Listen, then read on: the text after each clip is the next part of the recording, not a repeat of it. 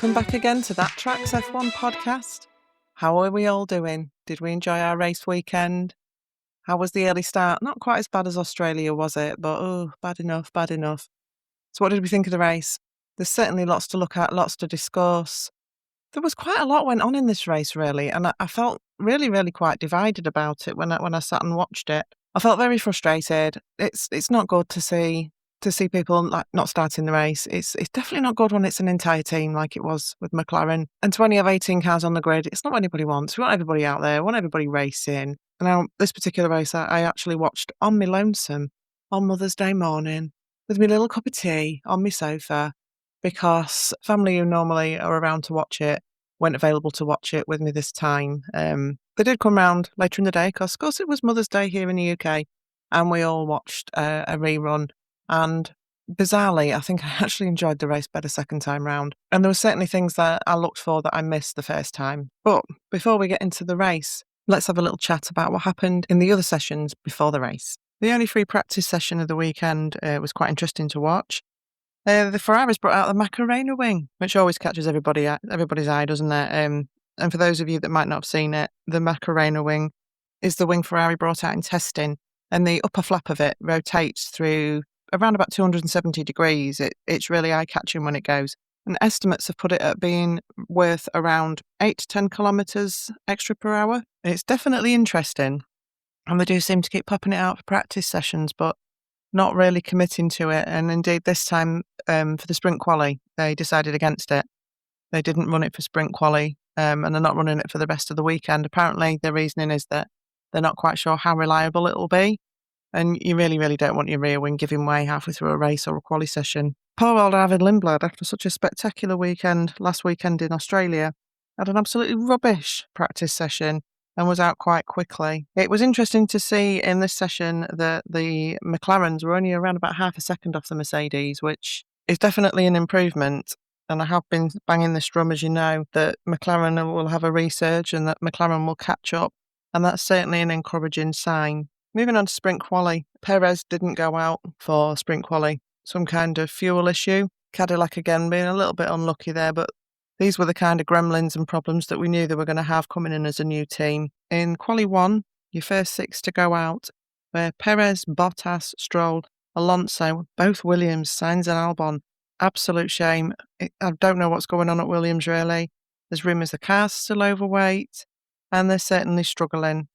In sprint quali 2, your bottom 6 were Colapinto, Lindblad, Bortoletto, Lawson, Ocon and Hülkenberg, which meant in sprint quali 3, the top 10 shook out as in first, Russell, second, Antonelli, third, Norris. Quite impressed with that. Definitely was on a similar pace to the Ferraris this weekend, definitely narrowing that gap between being the third best team. Don't think they've got the pace of Ferrari quite yet, but definitely an improvement.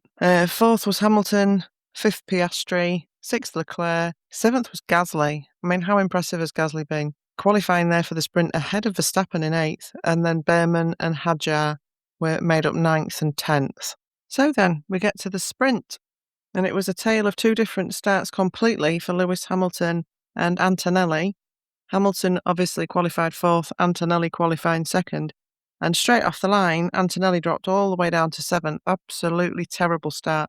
Hamilton, like a rocket ship, came bouncing through, and he took the lead, and from there on we had, similar to what we saw in Australia, the lead swapping. We had 4 changes of lead in the first 5 laps. It was Hamilton leading Russell, Russell getting in front, Hamilton getting in front, and this went on for quite a while. Then on lap 8, Leclerc passed Hamilton, and there was notable tyre deg for the Ferraris. Then on lap 14, Hülkenberg brought out the safety car, which caused a scramble in the pits as everybody came in, or almost everybody came in to double stack. Some made the decision to stay out, which was, for the Williams guys, was understandable because they had started the sprint on hards. So they were obviously going to try and go straight through to the end. The decision was made at Haas not to pit Behrman, which really did cost him in the end because he was on, I believe he was on mediums. And that really cost him in the end because, of course, when everybody came back out on fresh rubber, yes, Ollie had maintained or gained a little in track position, but it didn't work out for him in the end because he got passed. The teams that decided to come in and pit under the safety car and to double stack were McLaren, Red Bull, and Mercedes. And Antonelli served a 10-second penalty at the same time, which he'd managed to gain earlier in the sprint by colliding with Hadjar. So obviously Antonelli lost track position quite severely there. So when the checkered flag fell on the sprint, the result was Russell again for the win, but both Ferraris doing awfully well there to come in second and third. Leclerc second, Hamilton third. Norris a very respectable fourth. Again, the pace of the Ferraris was just a bit much for him. Antonelli, after saving that penalty, was down to fifth, and Piastri rounded out the top six. Quite an eventful sprint, I felt. Still a lot of talk, obviously, there's going to be for a while about how these regulations are affecting the racing. I think it was entertaining in the sprint. There was definitely a lot going on, and the safety car added another element. So pretty much an enjoyable sprint, but Mercedes' dominance is really quite something. And I don't know if any of you have seen it. I would suspect you probably have because it's all over social media now. Antonelli approached Hadjar before he'd gotten out of the car and offered his hand into the cockpit of the car by way of an apology for what happened on track. And Hadjar was having none of it, waved him away, didn't want to engage with that. I'm a little bit divided on that one. I think, on the one hand, I can understand people who say that that wasn't very gracious of Hadjar, that he should have accepted the apology. But the thing is, Antonelli in a way couldn't win because if he hadn't have made a beeline for Hadjar to apologise, he could have got criticised for that. You know, people could have said, well, it would have been the first thing I would have done because I was at fault. But maybe in this circumstance, we know Hadjar's a little bit fiery. And I'm quite sure by now they've had a conversation and everything's absolutely fine between the pair of them. So maybe it was a little bit soon for Antonelli to approach. I can understand why he did. I think had it been another driver, he probably could have gone and offered a hand and apologised, and it would have been accepted. Hadjar is quite fiery, quite feisty, and I think sometimes he just needs that little bit of space perhaps to calm down. But I don't know. I'm not sure how I feel about it. I can understand Hadjar being really, really annoyed about it. And Antonelli does have, I won't say he has a habit of doing this, but he has a couple of times. I mean, famously last year, took out Verstappen, didn't he? He has done it on a couple of occasions. But I do think we are a little bit guilty of forgetting that this is still only Antonelli's second year in Formula One. He is still a rookie. He is still very young. But yeah, it was a difficult one. Like I say, might have been better had he waited to approach Hadjar and apologise. But then again, he was criticised if he did and criticised if he didn't, really. So it was just a shame to see. But I'm quite sure by now they've both sorted it out. So let's talk about the race. It was not a good race for McLaren. In fact, the race just didn't happen for McLaren, did it? Absolutely terrible for Oscar. It's the first time in F1 history that a driver's had 2 DNSs on the bounce like that. And it's not a record that any driver wants, and I'm pretty sure Oscar doesn't. I was really hoping that he was going to come back after the disappointment in Australia last weekend with a really good result. I know we're not expecting miracles from McLaren quite yet, but, I thought solidly in the points and for him to just have a good race. And I think he was quite stoic about it afterwards when he was interviewed. I think, I'm not sure I could have been quite that understanding. According to Andrea Stella, of course, it was unrelated electrical issues, and he did make reference to it being a power unit issue, which is interesting because around about a week ago, he's made comments that he's not happy with the information that Mercedes have given him regarding the power unit and that they're very much on the back foot, and he's not at all happy with that. And apparently James Vowles from Williams has been caught off guard, he said, by the efficiency of the deployment of the power unit. Obviously, Mercedes are supplying Alpine, Williams and McLaren this year, but it is in the rules that they cannot supply a power unit to other teams that is in any way lesser than the power unit they're using themselves. That's a massive no-no. So we'll have to keep an eye on that and see what develops, whether it's just teething issues that are lying out or whether there is actually something a bit more going on there. And thinking about it with Oscar, it's going to make Japan and going forward from Japan harder for him because the drivers are all running these AI programs that learn from each lap. They learn where is the best place to deploy, at what level is the best place to deploy. And he needs track time, he needs racing laps for that AI system to figure that out. And of course now Lando will be a little bit on the back foot with that because he's only had one race. Poor Oscar's had none. So he's really going to be starting from scratch in Japan. And we've seen with one or two of the other drivers that you get this sudden deployment and these torque spikes and you end up in the wall. It's not ideal.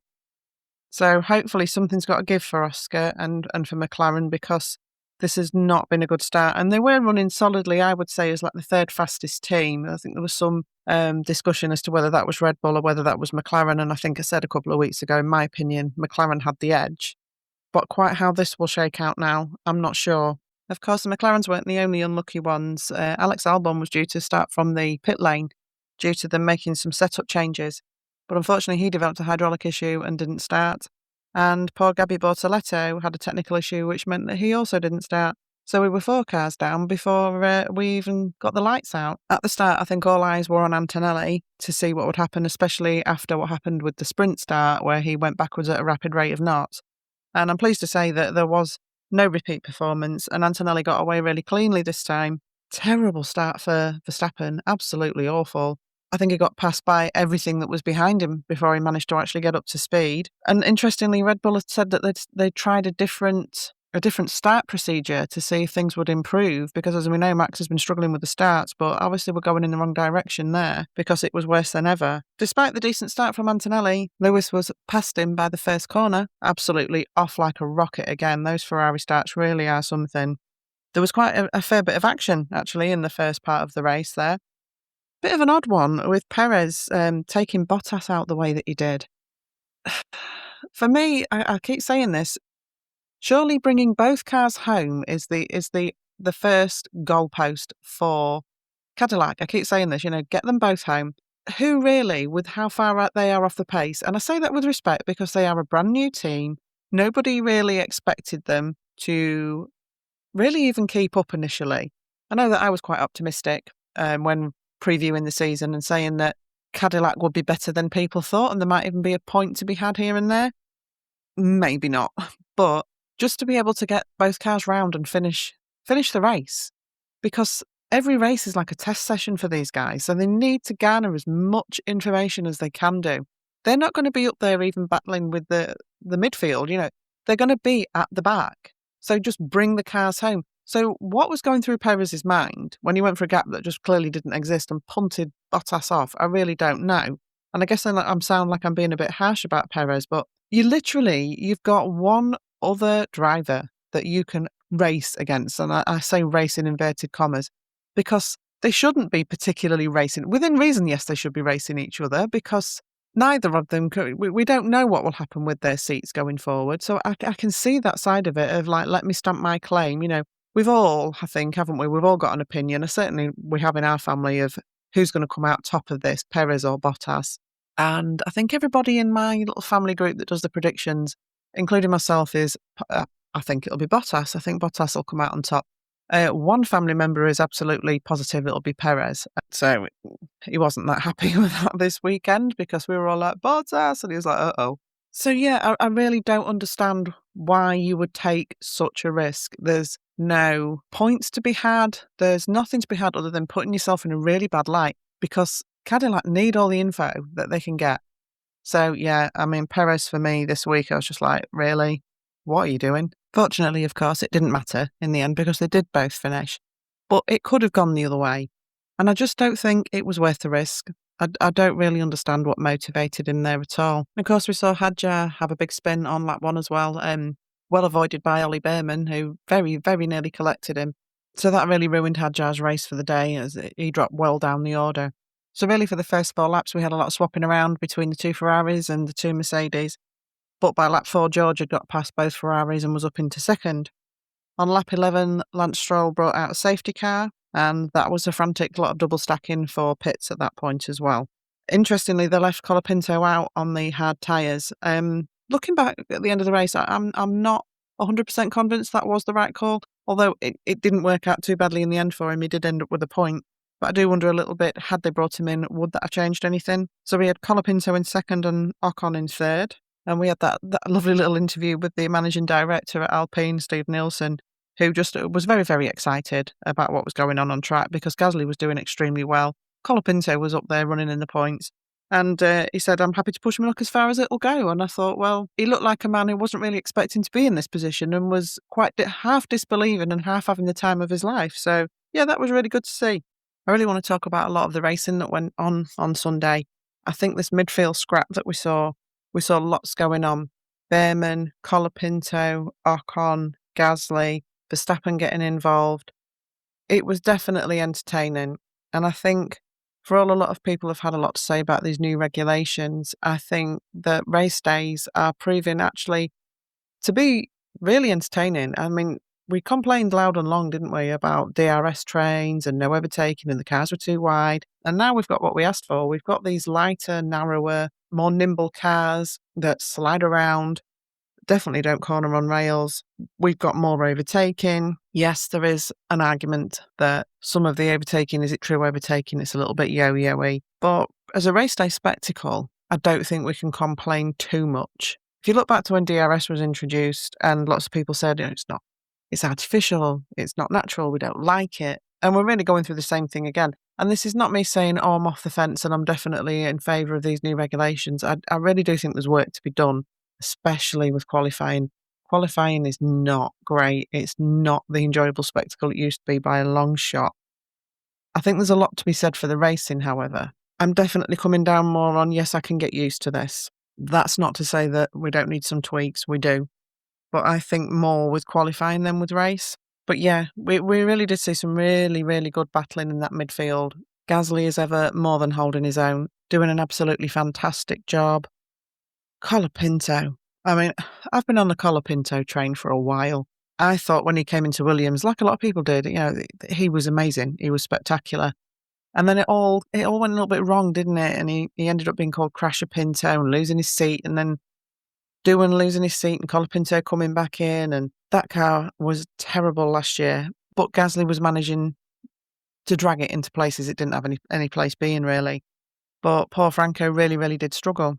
So I'm really pleased to see him gain that confidence back again this year, to see him push in. And that was some really cracking racecraft he showed on Sunday.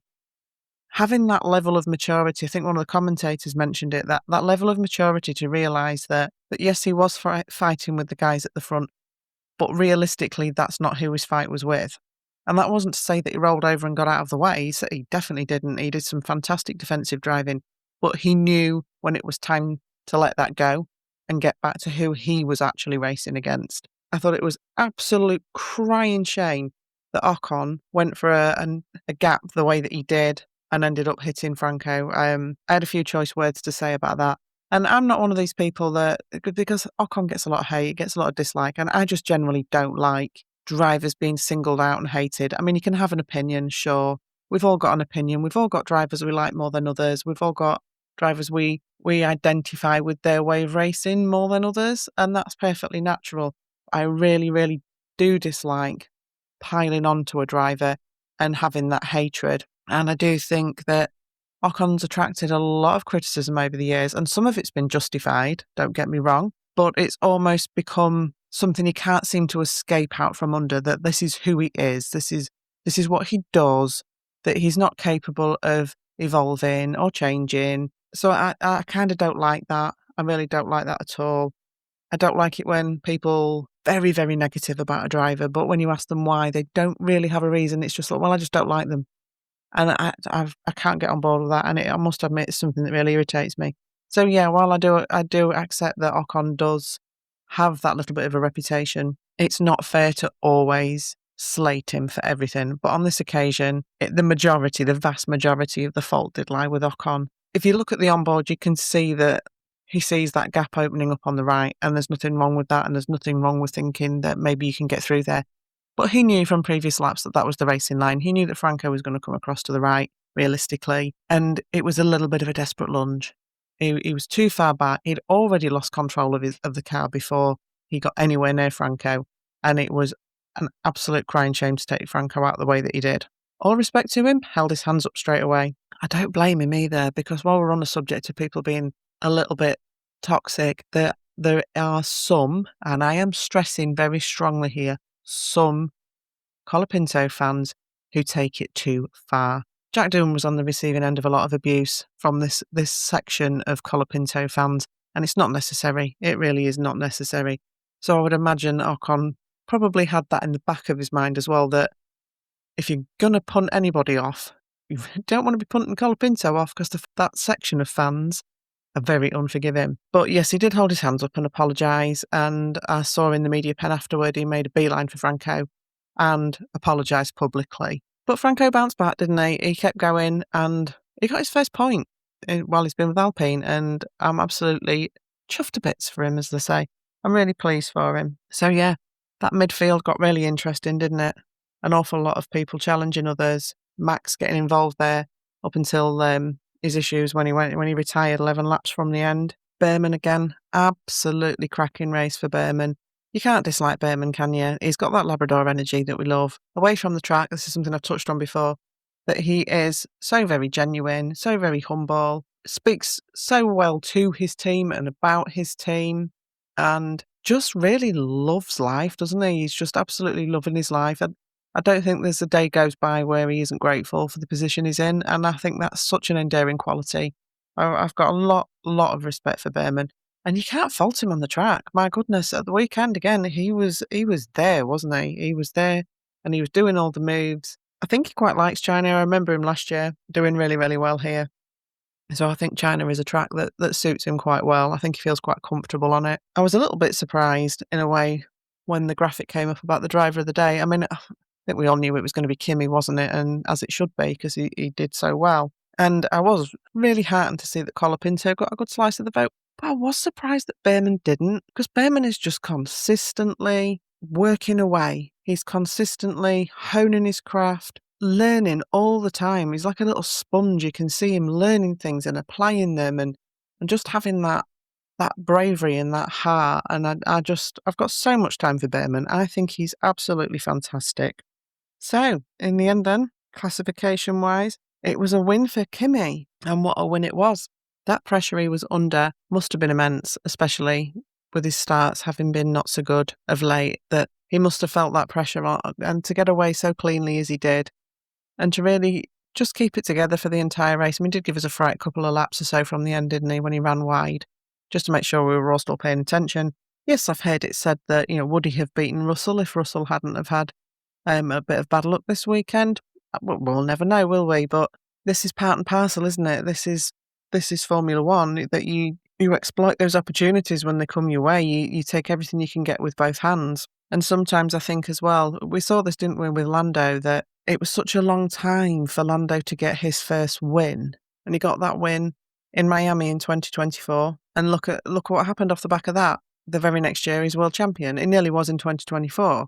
And I think it really is such a huge step in a driver's career to get that first win, because the confidence that it gives you in your own ability, and the confidence it gives you in your car and in your team, it's a snowball effect. It just leads to greater and greater things. So I think now that Kimi has got that, now he knows he can do it, he is capable of it, he can keep it together, he can get the car across the line. I think that George is going to find that he's really, really challenging him now. And speaking of George, he did extremely well to recover and bring the car home in second. I think he had quite a frustrating drive in some ways. He made that comment over the radio, didn't he, about the Ferraris being fast in all the right places. I think that, yes, at the end of the day, he had the greater pace and he did get past the Ferraris, but it wasn't a walk in the park by any means. They definitely made him work for it. Another good solid drive by George. And this is what a championship needs, doesn't it? We saw it last year again with Lando, that if Lando wasn't winning, he was still up there. He was still on the podium or very, very near the podium. And that consistency for George of the wins, the second places, it'll all soon add up. And what about third? Lewis Hamilton. Wasn't that absolutely amazing to see? I was so pleased for him that he got his podium. I'm loving the version of Lewis we've got this year. I think this positivity that he's brought this year has stood him in good stead. No doubt buoyed up quite a bit by the car in testing. I think that definitely has helped his approach and helped his mood. But he got into such a negative spiral last year, and it was completely understandable why he did, because nothing was working for him, was it? He was really confused. He was really upset, and he just descended into this negative spiral where he kept expecting the worst, and the worst kept happening, and onward and onward. So to see him come back this year and be so happy with the car, and to see him and Charles racing each other like they did, it was really something to watch. That really was such great, respectful, clean, but challenging racing. And it was so, so enjoyable to watch. And as Charles said, he really enjoyed it. Yeah, there was a couple of times. I think they did actually touch, didn't they? There was times where I thought, "Oh my god, they're actually gonna take each other out here," and, definitely don't want that. But no, I really thought that was spectacular to watch. So yeah, Hamilton just beating Leclerc home there, Leclerc in 4th. A good solid drive, and again, I think he had the time of his life. Behrman, I've already touched on, and absolutely fantastic to come home 5th and get more points in the bag for Behrman. I mean, Haas must be absolutely overjoyed with their position at the moment, and long may it last, because Haas just keep turning up and working away, don't they? Like I say, for me, Behrman can't do it. Behrman can do no wrong. And very similar to him, but obviously with more experience, in 6th, Gasly, again, driving the wheels off that car, absolutely giving it his all. I think when he complained about Max's overtaking move, initially, I thought he was maybe overstating it slightly, but having seen it a couple of times since from off-board, on-board, I do think that, I mean, it's classic Max, I guess, but he was very near the edge. I'm not sure if they made contact, but if they didn't, it was very, very close, and I don't really blame Gasly for complaining. That was a very, very aggressive move. The weekend got much worse for Max, didn't it? 11 laps from the end with the DNF. It looked like everything just died, all the electrics just departed. An absolute disaster for Max from start to finish this weekend. A good solid finish in 7th for Lawson. Think he had quite a good race as well. Seen one or two of his moves from on board, and definitely gutsy. He was definitely working hard there. Obviously, last week he got a little bit overshadowed by Lindblad doing his points on debut, which was absolutely fantastic. And I think Lawson had a bit of a struggle last weekend, and he's definitely come back with a vengeance this week. It was a mature drive. It was definitely a gutsy drive, and quite enjoyable to watch. So well done to Liam. Good to see him up there in the points. Hadjar managed to bring it home in 8th after his spin, which was a really good recovery. And some points for Williams. Carlos Sainz there in 9th, bagging 2 points. Absolutely brilliant. It's certainly taken some of the sting out of what's not been the most auspicious start. I know that we are missing a number of cars by this point, and that really, had there been 2 McLarens in the race, had Gabby Bortoletto been in the mix, had Alex Albon been in the mix, had we not lost other drivers as the race went on, that Sainz probably wouldn't have finished in the points. But that's Formula One, isn't it? And you've got to capitalise on those opportunities when you get them, and he certainly did. Drove a good, solid, steady race and brought that car home in 9th place. And then, I've touched on it already, Colapinto in 10th. Finally, Colapintos, it's brilliant. It would have been nice to see where he would have ended up had Ocon not decided to go for the tiny, tiny gap that didn't exist and pump poor Franco off the track. But we'll take it. We'll take it. He's finally got his name on the board, and that is absolutely brilliant, and that's got to be a relief. And I think sometimes just finally getting that next natural step gives you such an impetus to keep moving forward that I think that will do Franco the absolute power of good. And it is really good to see Alpine doing so much better. I know I said in my season preview that I've predicted that Alpine would bound up the order in quite a big way, and I'm pleased to say, seeing as absolutely everything else just about that I've predicted has been wrong, that so far I'm right about that. And I was chatting to a family member yesterday. I said, do you remember when I was talking about my pre-season predictions? I said, and I was bigging up Alpine and I really went out on a limb and said, in fact, I wouldn't be at all surprised if Alpine finished in front of Red Bull in the constructors. And like there was a silence that fell in the room. There was a lot of alluding to the fact that I was possibly slightly delusional on that one. And I decided to leave that out of my season preview, that maybe was a step too far, and that it was ridiculously ambitious to think that Alpine could finish in front of the Red Bull. But I do have to say, I am throwing it out there that, yes, we've only had 2 races and it's too soon to say, but based on current form, I don't think that's altogether off the table. So, now for the part of the podcast that's quite rapidly descending into the comedy part, predictions. Let's go over what I predicted before the Chinese Grand Prix. Looking at the sprint, I predicted Antonelli for pole, and it was in fact Russell, so that was wrong. And positions-wise for the sprint race, in 5th place I predicted Norris, and it was in fact Antonelli. In 4th place I predicted Piastri, and it was Norris. In 3rd place I predicted Leclerc, and it was Hamilton. In 2nd place, I predicted Antonelli, and it was Leclerc. And in 1st place, I predicted Hamilton, and it was Russell. So out of the 5 positions, I got absolutely none right, and I also did not get the pole right. Moving on to the race and turning my expert eye to that, for pole, I predicted Leclerc, and it was Antonelli. In the race, the top 5, in 5th, I predicted Hamilton, and it was Behrman. In 4th place, I was very, very torn between Norris or Piastri, and I spent quite a lot of time going backwards and forwards between those two in my head and settled in the end on Norris. And really, that was very, very pointless because neither Norris or Piastri were going to finish anywhere in that race, were they? So actually, 4th place went to Leclerc, so that was wrong too. In 3rd place, I hilariously predicted Verstappen, and it was in fact Hamilton. And in 2nd, I predicted Leclerc, and it was Russell. And in 1st, I predicted Russell, and it was Antonelli. So out of the 10 places I predicted, I got 0 right. And out of the 2 poles I predicted, I got 0 right. I can't say that it really gets any better when we get to the hit the mark and the pull over and park section. I mean, had I swapped them round, I probably could be claiming that I did all right this weekend. Now, initially, with the pull over and park, I didn't think I'd done too badly in the first half of the weekend. But anyway, so for the hit the mark for this week, I had picked Max Verstappen.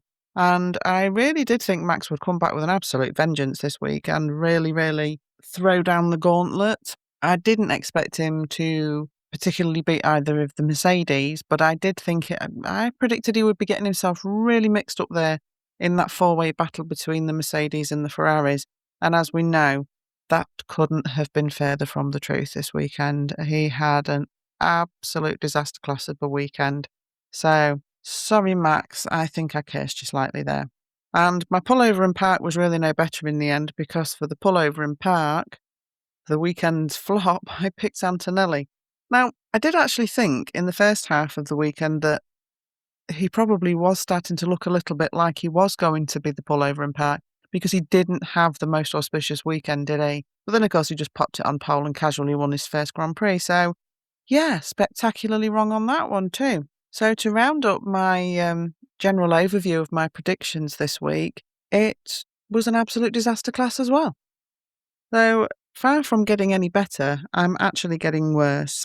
But I did actually take a glimmer of hope because I have the fridge magnets.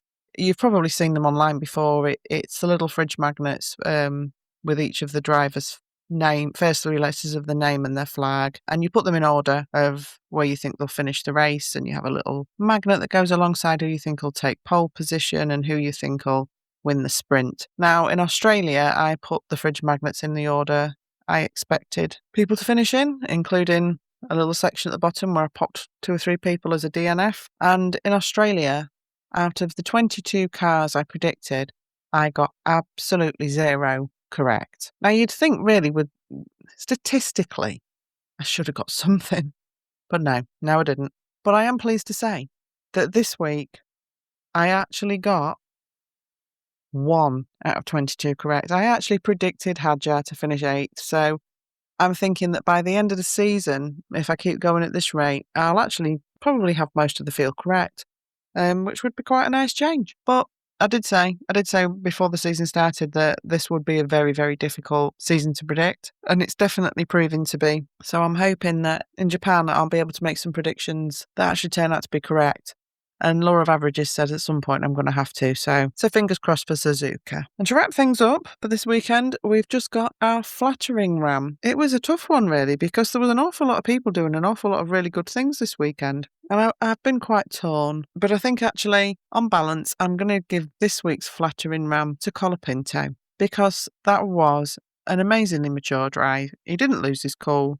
He found himself in 2nd place at one point. He managed the car extremely well. He was mature in the choices he made on track. He bounced back after being unluckily knocked off the track and just brought it home and did so well. And you can't help but be pleased for him. So yeah, this week's flattering ram goes to Franco Colapinto. So there you have it. There's the review of the Chinese Grand Prix. Next up is Suzuka in a couple of weeks. And then, of course, we've got the surprise break, don't we? Where we're losing a couple of Grand Prix. So after the Suzuka Grand Prix in a fortnight, we have got 4 weekends with no Formula One. Oof, it's painful, isn't it? You just get it back and it's like, oh, gone. It's gone again. But I'll be back on the Thursday before the Suzuka Grand Prix with my preview of the Grand Prix and my rubbish predictions, as per. And then in the gap, in between Suzuka and Miami at the beginning of May, I'm going to be still around doing a couple of little episodes about various things. No time off for me, just because F1's going on a bit of a break. There'll still be other things to talk about, and there'll be other news coming out in the meantime. Please do me a huge favour and like and subscribe, and give us a follow on social media on Facebook or Instagram at That Tracks F1 Podcast. I'd really appreciate it. And don't forget the cheesy tagline, That Tracks F1 Podcast. Track the action, join the fun. Bye, guys.